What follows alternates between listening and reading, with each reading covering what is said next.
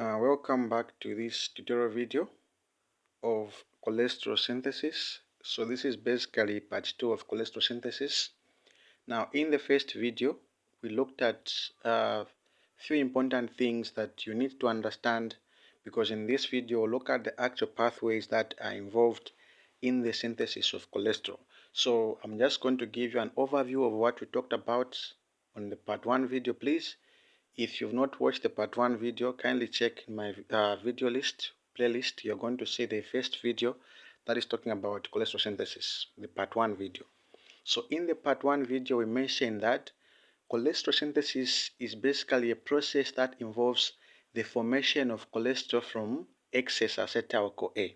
Apart from that, we mentioned that this process takes place whenever the blood glucose levels are high, or when somebody is in a well-fed state. Because when somebody is in a well-fed state, it simply means that their blood glucose levels are going to be high. As a result, you're going to have excess acetyl-CoA. Remember that if you've got too much glucose, that glucose will be undergoing glycolysis and then producing a lot of pyruvate. And that pyruvate, again, in the presence of oxygen, we mentioned that it will be producing what? Acetyl-CoA. And this acetyl-CoA is the substrate, it's the raw material, it's the primary molecule that we need to be able to synthesize this particular cholesterol. Okay?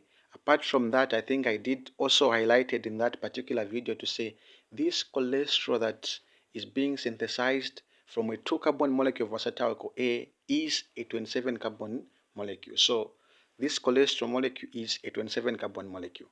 Apart from that, I also highlighted the general functions that this cholesterol performs. I talked about cholesterol forming or being a precursor molecule for steroid hormones. For example, the sex hormones, okay, the testosterone, the estrogen hormone. Apart from that, I also mentioned that cholesterol is also a precursor for what? A precursor molecule that is used in the formation of vitamin D. Okay, we also looked at that particular part. So make sure that you watch that video before you watch this particular video, the part 2, because this is part 2 of this particular cholesterol synthesis. Now, in the previous video, we ended on this particular slide, all right? And then we mentioned that this liver is the primary organ in which cholesterol synthesis takes place. Of course, we did mention to say it can take place in other, body parts, but we said the liver is the primary organ that involves cholesterol synthesis. And then I mentioned that we've got what we call cholesterol pool in the liver, and this is basically, a concept that is describing how the liver can obtain cholesterol from different sources. The first source we mentioned that we've got cholesterol that is coming from extrahepatic tissues. So when we say extrahepatic, I mentioned that we simply mean extra, it simply means outside the liver, because hepatic is talking about the liver cells. So when we say extrahepatic, we're saying outside the liver. So for example, I gave an example of maybe there's too much cholesterol on the kidney areas, there's too much cholesterol on the heart. This HDL, the high density lipoproteins, they're going to collect that cholesterol from those different organs, then they're going to take it back to the liver. So that is one way the liver can obtain cholesterol from extrahepatic tissues, or if you want, you can just say from different organs that are having excess cholesterol. So the liver can obtain cholesterol from that. Apart from that, I mentioned that the liver can also obtain cholesterol from what? From diet, from the general diet, because there are food stuffs that we eat that basically contains, cholesterol. For example, butter, milk, egg yolk, and meat. So the liver can also obtain cholesterol from these particular sources. Then the most important one that is, talking about this entire tutorial video is the liver being able to synthesize cholesterol on its own from acetyl-CoA, and we refer to that as the de novo synthesis of cholesterol. Then we say that the liver must maintain a balance between how it's producing this cholesterol, or synthesizing it, or obtaining it, and how it is utilizing it. Then we said that this liver can use this cholesterol for what? It can convert cholesterol to what? Bile formation or bile acids. Right? Apart from that, this also cholesterol that is being synthesized in the liver, it can be secreted in form of what? VLDL. Okay? Or what we call very low density lipoproteins.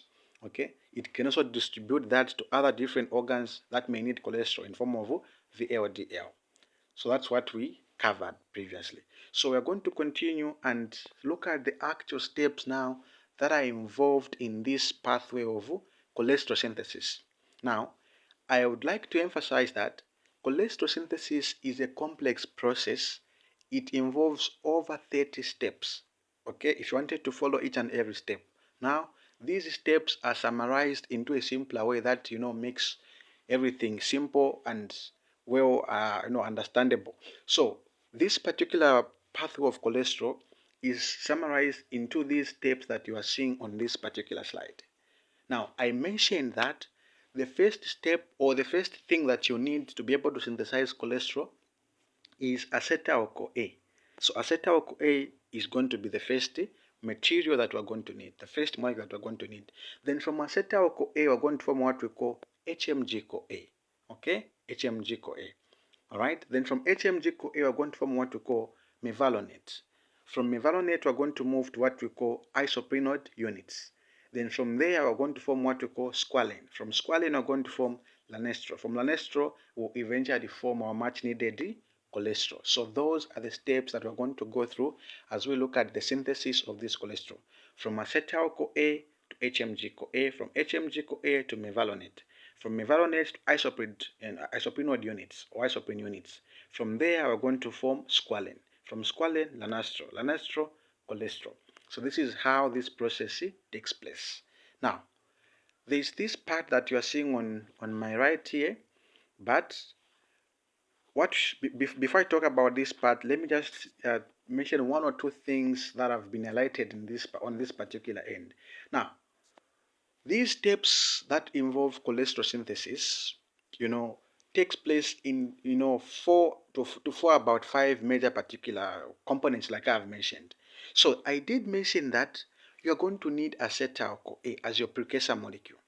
So the first step that is going to happen is that there will be condensation of three molecules of what? Acetyl-CoA to mevalonate. What we mean is that for you to be able to start this process, you need a minimum of what? Three acetyl-CoA molecules. They are the ones, if you condense them, if you combine them together, they're the ones that are going to form the mevalonate. After you form mevalonate, from mevalonate you're going to form what we call activated isoprene units. Then step 3, there will be just now polymerization of 6 isoprene units, because remember, when you're moving from mevalonate, we're just forming what we call isoprene units. Okay, we're going to look at that. Then what you do is that you're going to get these isoprene units, 6 of them, and then you polymerize. It's like when you're getting 6 of them, you're putting them together.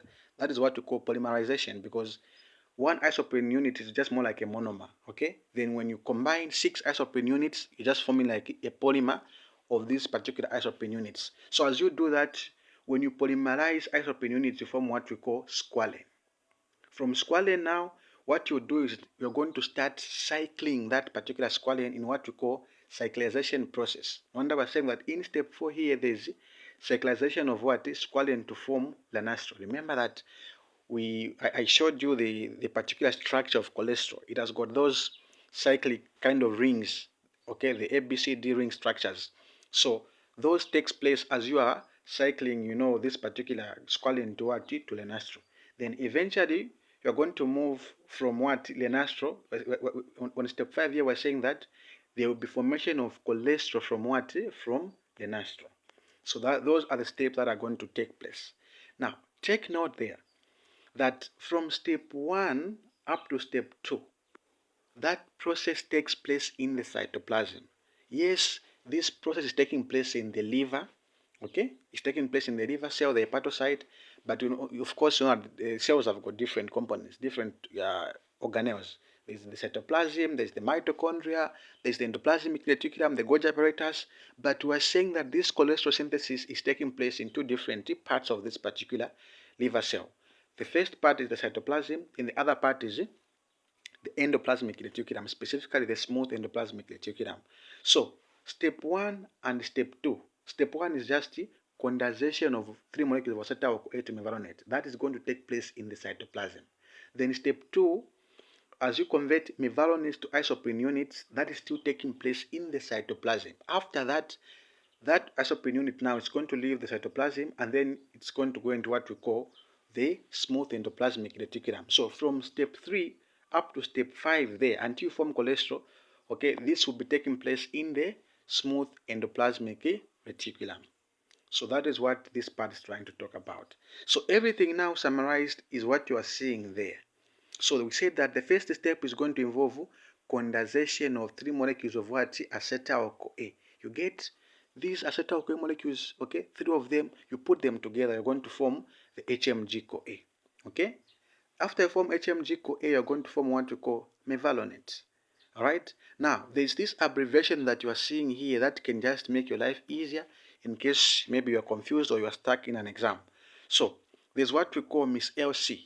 Okay, Miss LC. Now, for you to use this particular abbreviation, you must first state the first 2 steps. The first step, which is the first step, which involves condensation of 3 molecules of acetyl-CoA into what? HMG-CoA. Okay, 3-hydroxy, those that don't understand HMG-CoA, okay, is a term that comes about due to the structural component of this particular molecule. So the full term is 3-hydroxy 3-methyl-glutaryl-CoA.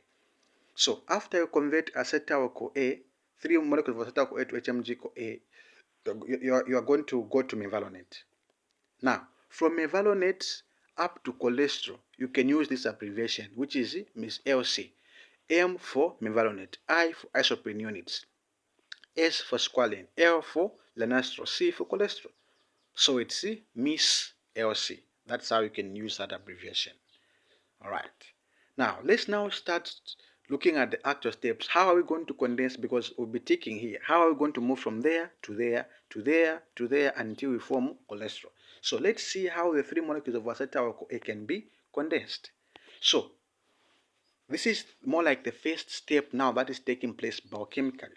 So let's say that there's this person now who is having, a well, diet, like they're eating well, they're in a very good fed state, their blood glucose levels have sort of increased, and then the body's like, let me convert this excess acetyl-CoA to cholesterol because maybe I don't have vitamin D, I don't have this particular hormone, so I need this cholesterol as a precursor molecule that can form this particular vitamin D or these particular hormones. So we looked at the availability of acetyl-CoA in the previous video, how it's going to be shuttled out of the mitochondria into the cytoplasm. So let's say that has happened. So the first thing what is going to happen is that you're going to combine 2 molecules of what? Acetyl-CoA. So remember that acetyl-CoA is a 2-carbon molecule. So one acetyl-CoA plus another acetyl-CoA, you're going to form what we call acetyl-CoA. Now, take note here that you've got acetyl-CoA there, again you've got acetyl-CoA there. So, the molecule that you are forming is acetyl, it only has a CoA. So it simply means that in this process, you want to get rid of what? One CoA. And take note that acetyl-CoA is a 4-carbon molecule. Why? Because you are combining two molecules of acetyl-CoA, and each one has got 2 carbon atoms. That is why that's why you're finding that this acetyl-CoA has got 4 carbon atoms, but it only has 1 CoA because you're getting rid of the CoA. It's one that you are seeing there. You've got a CoA there and a CoA there, so you don't want to have the 2 CoAs as you form the acetyl. You're just going to have 1 CoA. And then the enzyme that is catalyzing this process is what we call thiolase enzyme. So that is the first step. You condense 2 molecules of what? Acetyl-CoA. Now remember we said that for us to move from acetyl-CoA to be able to form HMG-CoA, we need 3 molecules of what? Acetyl-CoA. This is why when you form the acetyl-CoA, the 4-carbon molecule, you have to add another what? Extra acetyl-CoA so that you reach the 3 minimum that you want. So you're going to combine now acetyl-CoA, a 4-carbon molecule, plus another acetyl-CoA. So you're just going to fuse in another acetyl-CoA at this stage. So you're going to combine acetyl-CoA plus acetyl-CoA. Now remember that acetyl-CoA is a 4-carbon molecule. Then acetyl-CoA is a 2-carbon molecule. So what you are going to form is going to be a 6-carbon molecule, which is what we call HMG-CoA, a 6-carbon molecule. Now the enzyme that is used to combine acetyl-CoA plus acetyl-CoA is what we call HMG-CoA synthesis. This step is similar to what we call ketogenesis pathway. It's similar. For those that have watched my video, this is almost the same thing that is happening there. So that is how we're going to form our HMG-CoA. Now remember that this process is taking place in the cytoplasm. Okay, it's taking place in the cytoplasm of this particular, liver cell. So we've started forming the cholesterol part. So those that were wondering to say, where is the HMG, CoA part coming in? So this name comes about because on this particular uh, carbon atom, we have got an hydroxyl group, then we've got a methyl group, and then the entire part is what we're referring to as the glutyl part. So the name is going to be like 3-hydroxy, because on this particular third carbon, you've got this particular hydroxyl group. When we're going to say 3-hydroxy, 3-methyl glutaryl CoA. This is the full name of HMG CoA. 3-hydroxy, 3-methyl glutaryl CoA. So that is on what we're supposed to know on this particular part. Summary: you are going to combine 2 molecules of acetyl CoA using thiolase enzyme, and then you're going to get rid of 1 CoA and just remain with 1 CoA, and then you're going to form what you call acetyl CoA. After that, acetyl CoA is a 4-carbon molecule. You're going to fuse in or add another acetyl CoA molecule. Then when you combine them, you're going to form what we call HMG CoA, a 6-carbon molecule. And take note that again on this particular stage, you are getting rid of another CoA, because you've got a CoA there, a CoA, but HMG only has 1 CoA. So we're going to get rid of what? The other CoA. It's the one that you are seeing leaving this particular pathway. So after you form the HMG CoA, now we're going to move to mevalonate. Now this is the next step. So we formed the HMG CoA in the previous step. Okay? So from HMG CoA now we're going to form mevalonate.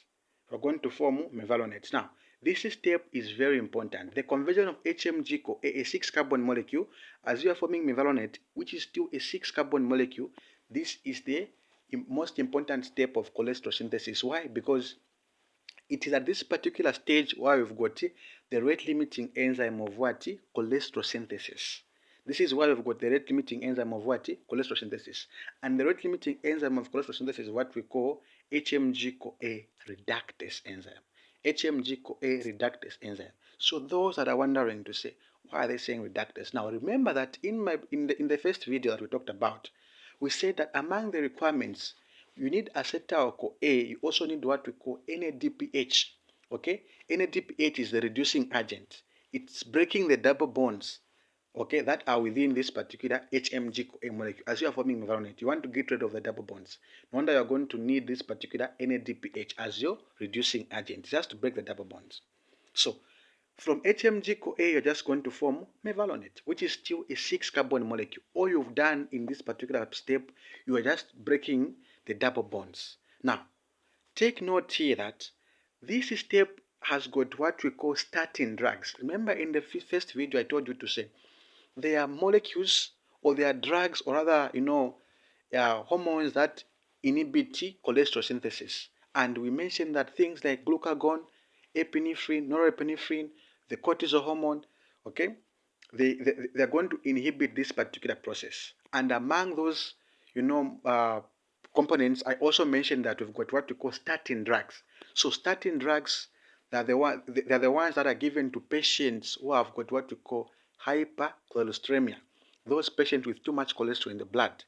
Okay, so you give them statin drugs so that you inhibit cholesterol synthesis, because you don't want them to start to keep on synthesizing cholesterol if at all they have got too much of it already.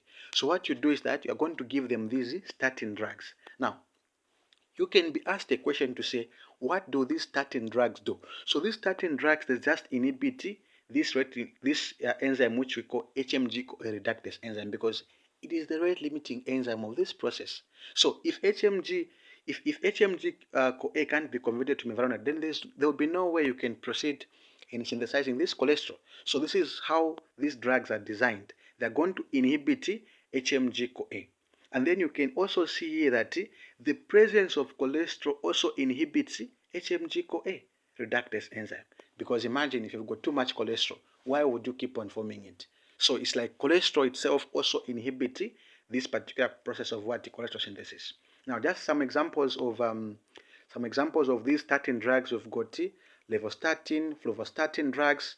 Okay, you can look at these. These are just examples of these particular drugs. Just know that they inhibit cholesterol synthesis. So that was the part that we said is going to take place in the cytoplasm. The first part, which is conversion of 3 molecules of acetyl-CoA as you condense them to form HMG-CoA. This took place in the cytoplasm, all right? Because even here you can agree with me.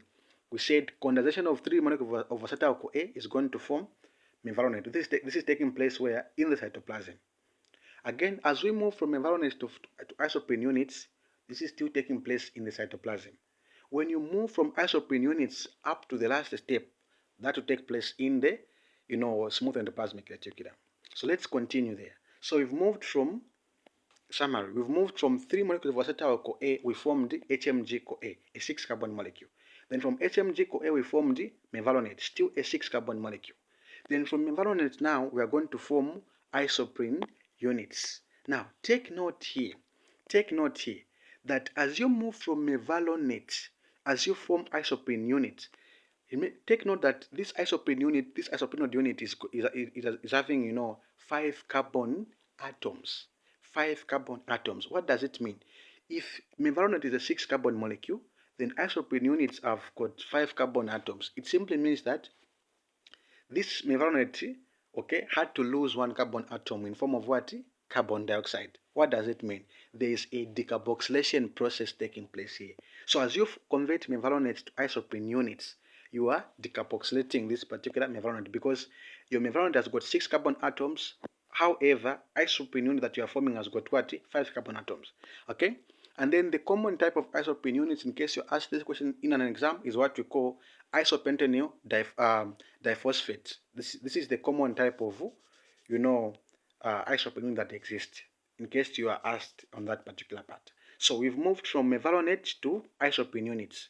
Okay, and you can see that these steps require some form of ATP, of which you may not need to go into details. Just know that from mevalonate you are going to form isoprene units. There will be phosphorylation process that is taking place here because you are going to phosphorylate this particular mevalonate as you form isoprene unit. This is why even this name that I was giving you, the name is the common name of isoprene units, or the common type of isoprene unit that you have is what we call isopentenyl diphosphate, meaning there's a phosphate group somewhere here. This is why in this step you are seeing that there's ATP that is being involved as you are phosphorylating this particular mevalonate. There is also decarboxylation because mevalonate is a 6-carbon molecule. Then these isoprene units that you are forming are what? Are 5 carbon molecules. So you're going to lose 1 carbon in form of what? Carbon dioxide. So from isoprene units now, as we go to other steps, remember we said that this will now start taking place in the smooth endoplasmic reticulum. So just imagine that this particular isoprene units is going to now leave this particular cytoplasm, okay, or go into what we call the smooth endoplasmic reticulum. So if we were to come back here, summary is that we condensed 3 molecules of acetyl-CoA to form HMG-CoA. From HMG-CoA, we converted HMG-CoA to what? Mevalonate, and we say this is the step that involves the rate limiting enzyme, which is what? HMG-CoA reductase. From mevalonate, we formed our isoprene unit, which is a 5-carbon molecule, because it was at this stage when there was decarboxylation process. So from mevalonate, we formed what we call isoprene units. So from isoprene units now, from isoprene units up to cholesterol, this will now start taking place where? In the smooth endoplasmic reticulum. So we're going to move from isoprene units, we just condense these, we form squalene. From squalene, we just start cycling it, we form what we call lenastro. From lenastro, we form cholesterol. Then we are done with this particular process. Alright, so let's continue. Okay, so we said that we've got these now isoprene units. So basically what happens is that when you want to form squalene is a 30 carbon molecule. Squalene is a 30 carbon molecule. But imagine you've got only 1 molecule of what? Isoprene units that you formed from mevalonate. So what you basically do is that you are going to condense. If you are to divide 30 by 5, it's going to give you 6. So it simply tells you that for you to form squalene, you have to condense you have to condense 6 molecules of what? Isoprene units to be able to form this particular squalene. That is it. So if you want, you can just go straight from here to there straight. you're just going to combine 6 molecules of what? Isoprene units to form squalene. And then the enzyme that is used in the entire pathway from isoprene units condensation, okay, or polymerization to be able to form squalene, you're just going to need what we call squalene synthesis enzyme. That is all that you have to know here. But if you want how this process takes place step by step, is that you don't combine them at once, like you just combine all of them, the 6 of them, the isoprene units together. What you do is that this process takes place in kind of steps. You're going to combine the first 2 first. You form a 10 carbon molecule, which we call, geranyl pyrophosphate molecule. Then from there, you add another one, another isoprene unit. You're going to form a 15 carbon molecule. Then from there, you're just going to double this to form 30, a 30 carbon molecule, which is what? Squalene molecule. So basically, the whole concept here, I don't really need you to start stressing from how you're moving from 5 to 10 to 15. No, just know that this is how it takes place, in the actual steps. But if you're in an exam, it is okay if you just write that you are going to need 6 isoprene units to be able to form what? Squalene, using what you call squalene synthesis enzyme. Then you are done on this step. So from squalene, you're just going to go to what? To lenastro. So from squalene again, you can see that in this step, you are also going to use NADPH. Whenever you see NADPH, you're just talking about steps that involves, reduction concept, because you want to break the double bonds. Okay, so squalene now will start being it will start undergoing what we call cyclization, because remember that cholesterol has got those cyclic rings that we talked about. I gave you a name for them to say they're called the styrene, because they've got what we call a parent nucleus. Okay, so squalene now will start undergoing what we call cyclization, using what we call cyclase enzyme. It's very simple, using what we call cyclase enzyme. So from squalene, you're just going to form lenastro. Remember, squalene is also a 30 carbon molecule. Lenastro is still a 30 carbon molecule. So from squalene, you just move to what? To lenastro. From lenastro, you're going to form cholesterol. Now, take note here. As you move from lenastro, which is a 30 carbon molecule, as you form cholesterol, cholesterol is what? A 27 carbon molecule. It simply means that you're going to also perform some decarboxylation processes here, or there will be removal of some carbons from lenastro to what? To cholesterol. Again, there will be utilization of what we call NADPH to be able to break the double bonds as you form this particular cholesterol, because you don't want these particular double bonds on the entire cholesterol molecule. There are only specific parts of which I'm going to show you, or which they contain those particular double bonds. So that's how you move from lenastro to what? To cholesterol. So you've seen that from isoprene units up to cholesterol, we were performing this process where in the cytoplasm. So that is, the entire pathway that involves cholesterol synthesis. Now, let me just use this particular picture to summarize everything. From the first step, we said that we are going to condense 3 molecules of what? Acetyl-CoA to form HMG-CoA. We looked at that step where we said in the first step we're going to combine 2 acetyl-CoA molecules using the thiolase enzyme, then form what we call acetyl-acetyl-CoA. Okay? And then from there, you're going to now combine that particular acetyl-CoA plus another acetyl-CoA to form the HMG-CoA. We looked at that. After you form the HMG-CoA, so the enzyme that is used from acetyl-CoA to HMG-CoA, there are 2 enzymes there, the thiolase enzyme and the HMG-CoA synthesis enzyme. From HMG-CoA, we moved to what? To mevalonate, and we said that here you've got the rate limiting enzyme, which is what? HMG-CoA reductase enzyme. From mevalonate, we went on to form what we call isoprene units, and in this particular step, we were performing phosphorylation, decarboxylation, okay? Because remember that mevalonate had 6 carbon atoms, then isoprene unit has got 5 carbon atoms. So that's where we're performing those decarboxylation, phosphorylation kind of processes here. Then from isoprene units now to cholesterol, we're going to need what we call from isoprene units to form squalene, we're going to need what we call squalene synthesis enzyme. And this is the part where I said that you're just going to polymerize 6 molecules of isoprene units to be able to form squalene, because squalene is a 30 carbon molecule. From squalene now, you start making this squalene. You can even see there cyclization of what is squalene to form lenastro. You just start making it to start forming those cyclic rings. From lenastro now you're going to form cholesterol. So that is the entire process that involves cholesterol synthesis. Now, the interesting part is that it is highly examinable if you talk about the concept of moving from lenastro to cholesterol. So there are certain things that take place when you are converting lenastro to cholesterol, and these you must know. So there are few changes that take place because this is your lenastro molecule, your 30 carbon molecule. Then this is your cholesterol molecule, your 27 carbon molecule. So if you are asked to say state the changes that take place as you convert lenastro to cholesterol, these are the answers that you must give. First, there is shortening. Let me even zoom in for you there. There is shortening of the carbon chain from 30 carbons to 27 carbon atoms. So you can see that lenastro is a 30 carbon molecule. However, cholesterol is a 27 carbon molecule. So the first change that takes place is that there will be shortening of the carbon chain from 30 carbons to 27 carbons. Number 2, there is removal of the 2 methyl groups at carbon atom number 4 and one from the C14 and one from the what? From the C14. Here's what I mean. So you can see that if you look at this particular lenastro molecule, if you remember how we were counting the carbon atom, this is the first carbon atom, the second one, the third one, and the fourth one.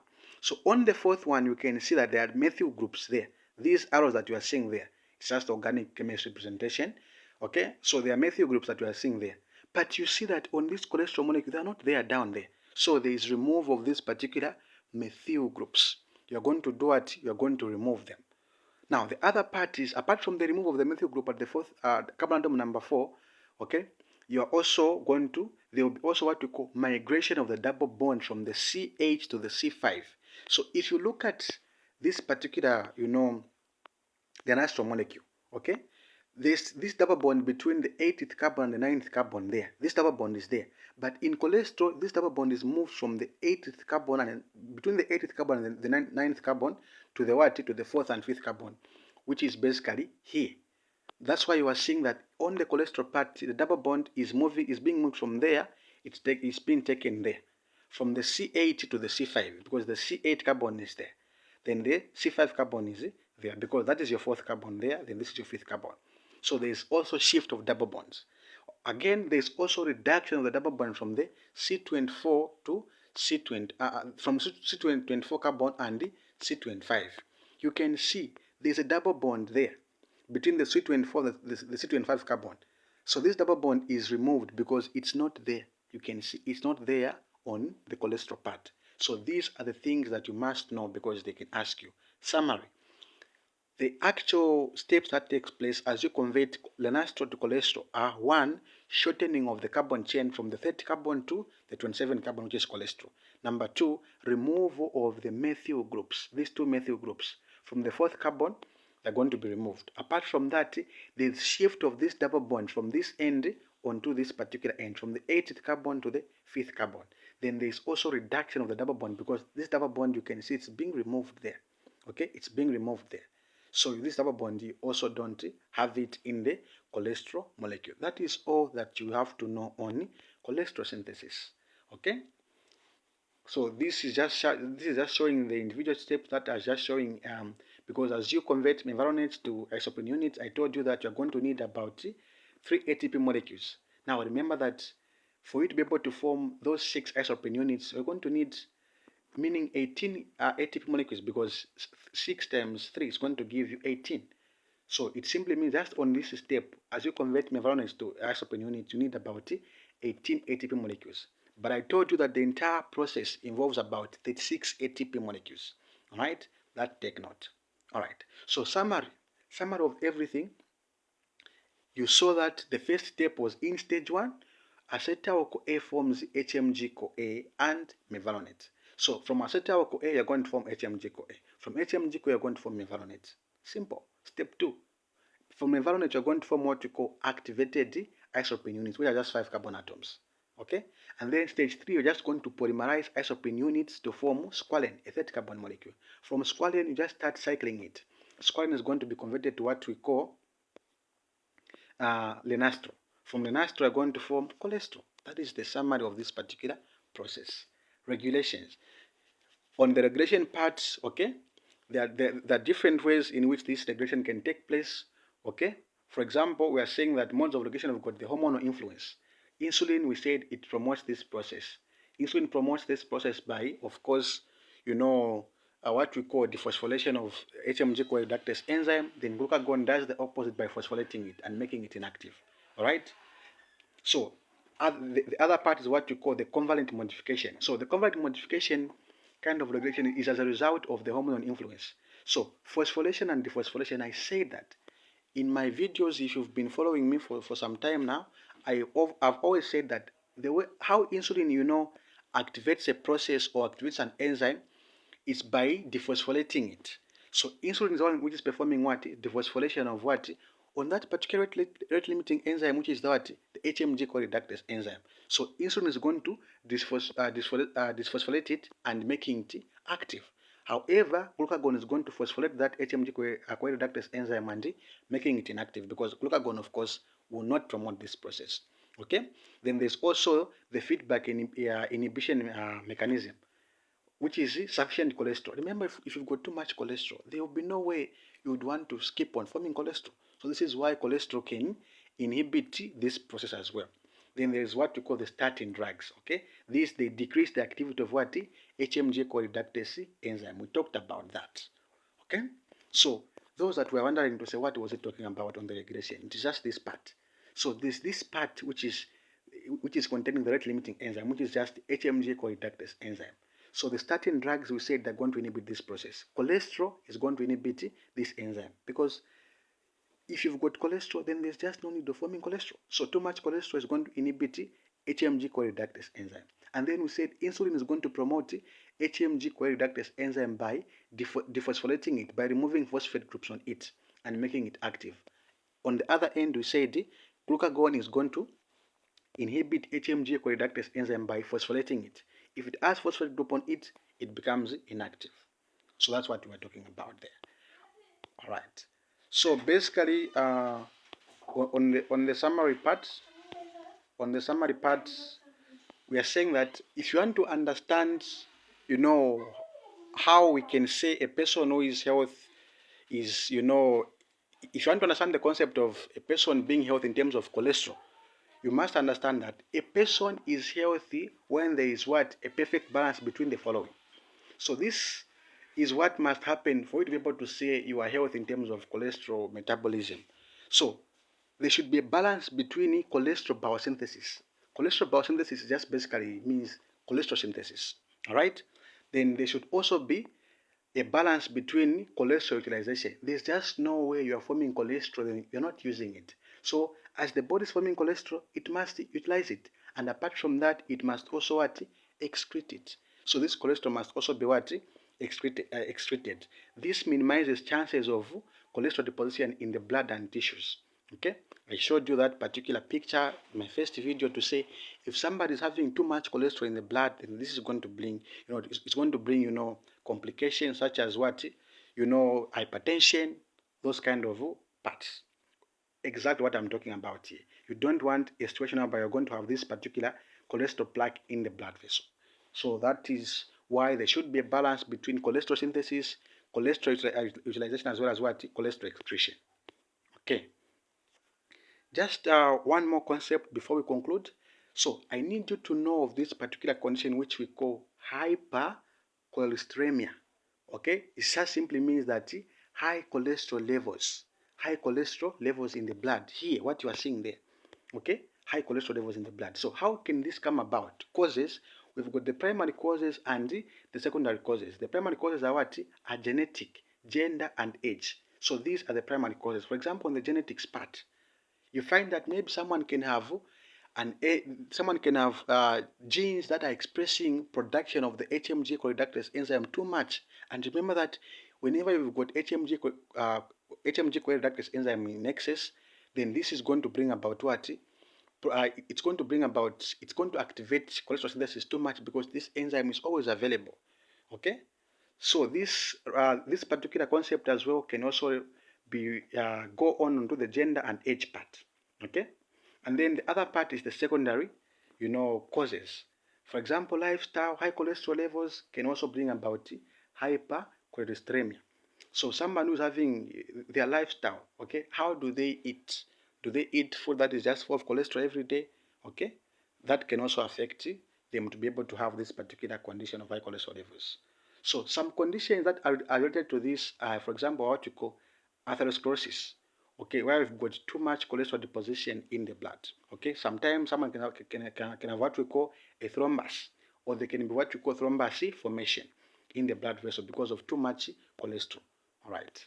So those are the parts that I needed you to know. And then how do you manage this particular cholesterol? How can you manage these high levels of cholesterol? Okay. So the way you do is that, for example, you can do what you call lifestyle modification just to avoid this particular situation, because you don't want a situation whereby you've got this too much cholesterol in the blood, because you can see that blood is being blocked here, and things like hypertension, atherosclerosis, they're going to take advantage. All right. So, for example, you can do what you call regular exercises. Remember, when you are exercising, you will not have too much acetyl CoA to be able to, form this particular cholesterol, because that acetyl CoA now, instead of forming cholesterol, it will be used to form ATP because you're exercising. And when you're exercising, you need what? You need energy. Avoid smoking, alcoholism, and alcoholism cessation. So smoking, okay, smoking has got some pathological, factors on the blood vessels such that it can cause them to start inflaming. Okay, they can undergo what we call inflammation. And then imagine there's inflammation of the blood vessels, and at the very time you are still having high levels of cholesterol. So that can bring about what? Complications. So don't want that. As well as what? Alcoholism. So people are taking alcohol, okay, too much. Remember that if they're taking alcohol too much, they're going to lose appetite. If they lose appetite, it simply means that they will not be eating, and the blood glucose levels can drop. And if they drop, what is going to happen is that they will be now breaking down of what? Fatty acids, which can bring about excess acetyl CoA. And we've seen that excess acetyl CoA can bring about what? Cholesterol synthesis. Apart from that, stress reduction, okay, weight control, and behavior change. Just, mind what you are taking in. Make sure that you're eating a balanced diet. Not every time you're just eating cholesterol, diet. So there are some questions that you can go through on your own just to be able to see if you've been able to answer, if you've been able to understand this particular concept that we talked about. All right. So make sure that you subscribe to this YouTube channel, like the video, so that you have access to, other upcoming videos. Okay.